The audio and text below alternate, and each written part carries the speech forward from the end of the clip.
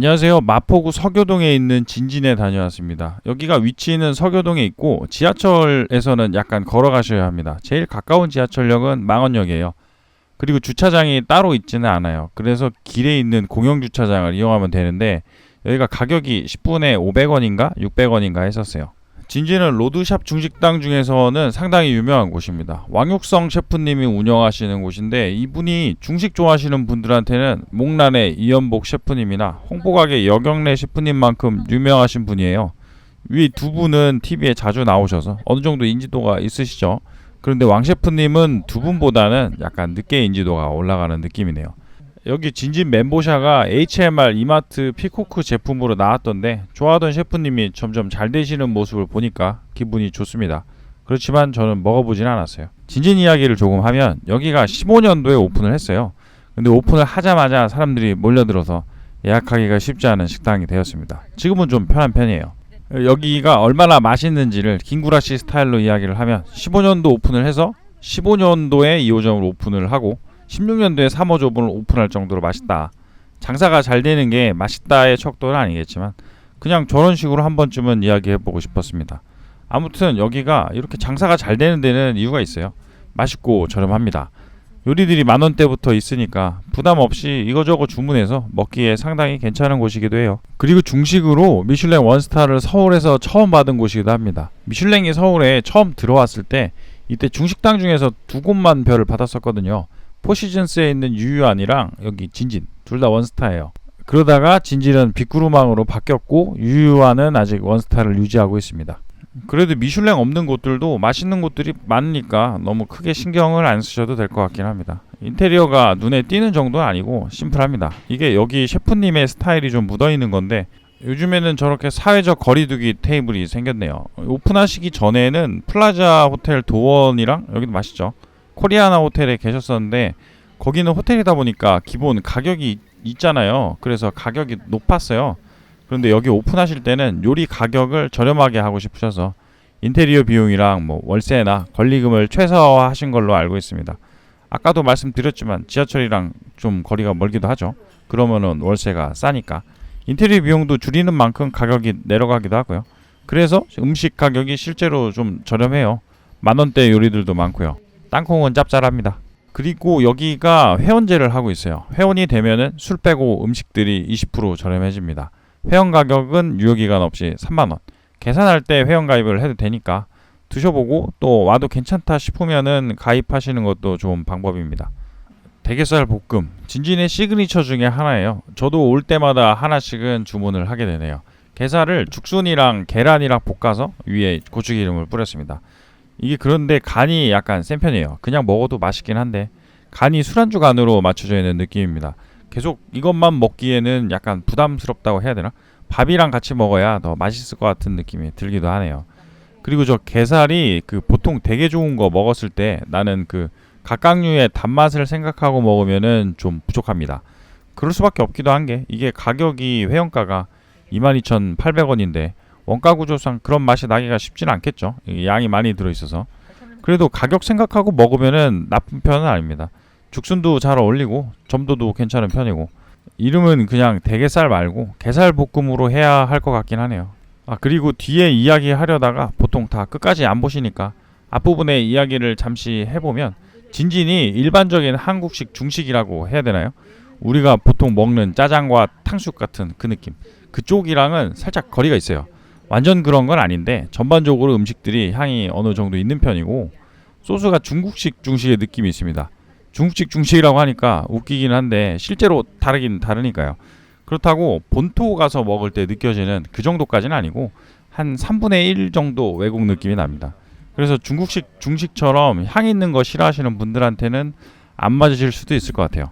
멘보샤 이것도 시그니처죠. 여기가 멘보샤로 처음 유명해졌었어요. 거의 원조집이죠. 그러니까 이마트 제휴 냉동 제품으로도 나온 거고요. 이제는 상당히 대중적인 음식이 얘네들이 됐는데 이때만 해도 그렇게 유명한 음식은 아니었어요. 그런데 요즘에는 TV도 나오고 먹어보니까 맛있기도 하고 그러다 보니까 유명해진 것 같아요.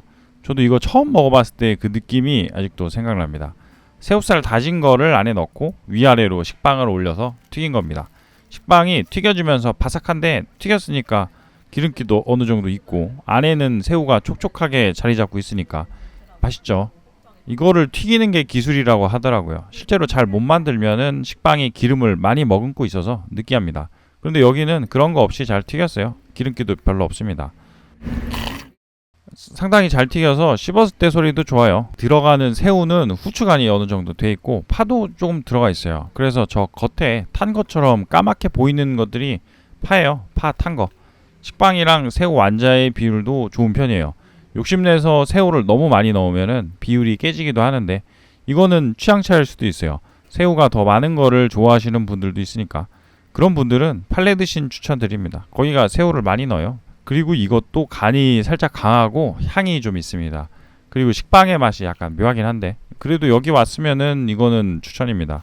6피스에 14,000원 정도인데 제가 먹었었던 메모샷 집들 중에서 여기가 제일 저렴했어요. 그리고 다음 요리는 일행의 취향이 듬뿍 반영된 소고기 양상추 쌈.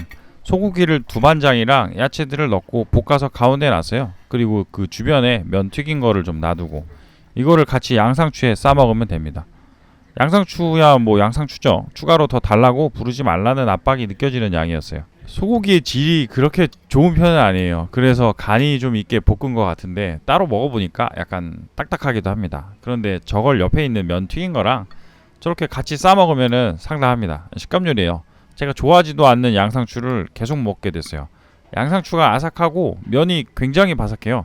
과자 같은 바삭한 임인데 거기에 안에 두반장 소고기가 있으니까 간이 맞는 거죠. 따로 먹으면은 짠데 저렇게 싸서 먹으면은 간이 잘 맞습니다.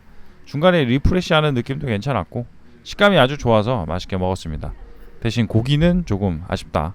깐풍기. 진진 깐풍기는 안에 뼈가 있습니다. 요즘에는 깐풍기를 생각하면은 다 순살이잖아요. 그런데 여기는 뼈가 있는 닭을 사용했어요.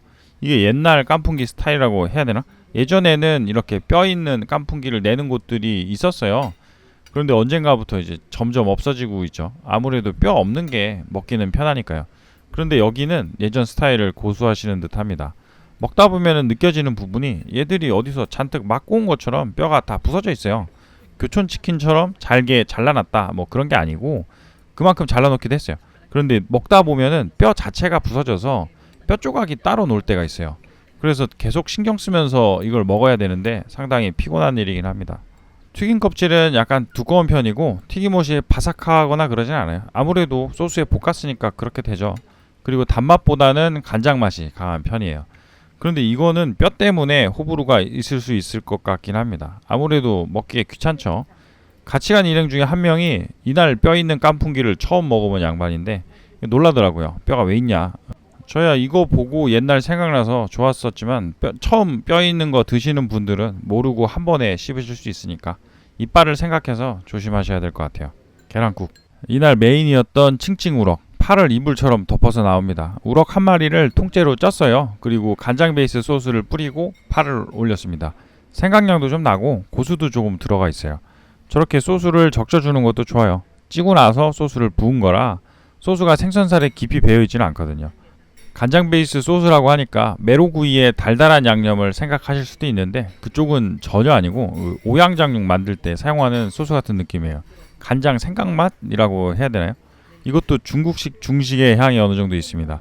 먹다 보니까 중국 가서 먹었던 생선들이 생각이 나더라고요. 이거 비슷한 음식들이 거기는 많으니까요. 우럭도 쫀쫀하고 파랑 같이 먹으면 잘 어울려요. 그래서 저렇게 파가 많이 나오나 봐요. 소스가 간이 센 편이 아니고 좀 적당해서 많이 뿌려 먹어도 맛있습니다. 우럭에 소스 좀 적셔주고 파랑 같이 먹으면 되죠. 오즈모 포켓을 사용해서 간장게장 때 썼던 방식으로 찍었는데 이 핀이 나왔습니다. 정말 쉬운 일이 아니네요. 죄송합니다. 오즈모가 화면이 되게 작아요. 엄청 작아서 찍을 때는 이게 핀이 맞는 건지 안 맞는 건지를 모르겠어서 계속 이렇게 되고 있는데 이거보다는 더 멀리 찍어야 되나 봐요. 다음번에는 성공을 하겠죠. 생선은 중국 스타일로 생선뼈를 제거했습니다. 뒤집지 않고 뼈만 제거하는 거죠. 중국은 생선을 먹을 때 생선뼈를 안 뒤집는데요. 생선을 배로 생각해서 뒤집히는 게 좀 불길해서 그렇다고 합니다. 여기는 중국이 아니지만 그냥 해봤어요.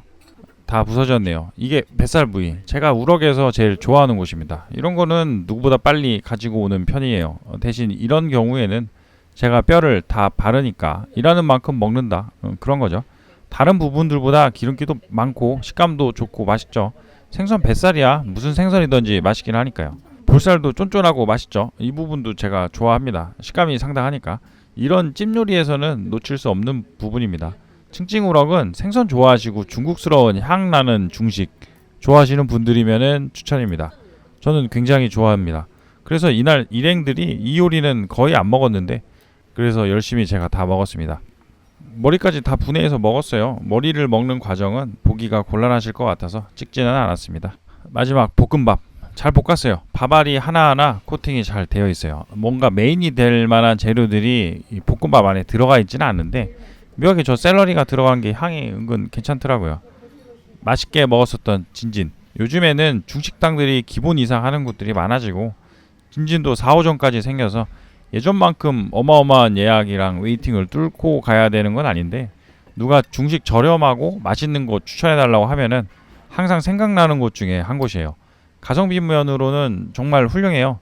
요리 몇 개 주문해두고 연태고량주 드시면서 먹으려고 할 때 정말 가기 좋은 곳입니다. 여기보다 맛있게 하는 곳들은 생각이 많이 나긴 하지만 여기만큼 가성비 있게 맛있게 하는 곳들은 별로 생각이 나진 않아요. 그리고 서비스적인 부분도 괜찮은 편입니다. 요리마다 계속 접시를 바꿔주시는 부분도 좋고 제가 이날 6가지 메뉴를 한 번에 다 주문했거든요. 그런데 그거를 전부 한 번에 나오는 게 아니라 항상 2가지 정도 메뉴가 상에 있는 정도로 조절을 하면서 하나씩 나오는 게 좋긴 했었어요. 서버분이 그 먹는 거를 보시면서 조절을 하시는 거죠. 그러니까 한 번에 다 같이 드시고 싶으신 분들은 주문하실 때 미리 말씀을 하시는 것도 좋을 것 같네요.